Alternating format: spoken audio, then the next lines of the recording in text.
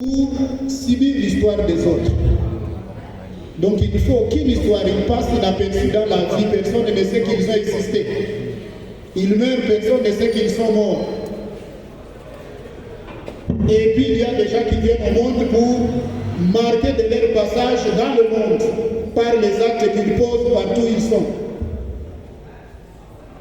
Ceux-là, ils impriment leur destin et leur histoire aux autres.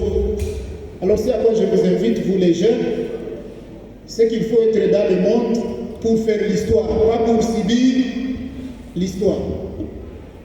Et faire l'histoire, ça signifie que si on dit il faut transformer l'ISPT, vous devez être là pour transformer l'ISPT, pour qu'un jour on dise il était là et il avait fait ça.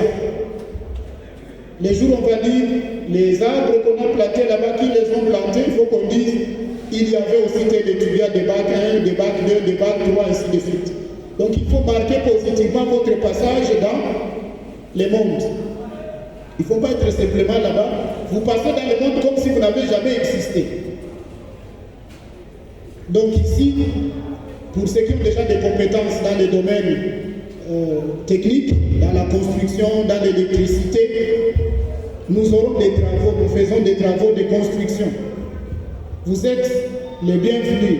Chaque fois qu'on mobilisera les étudiants pour travailler, pour produire des briques, pour construire les bâtiments, tout ce que vous voyez, ce sont des étudiants, entre autres, qui construisent ces choses-là. Il faut être parmi ceux-là pour marquer l'histoire, pour entrer dans l'histoire de l'ISPT, positivement.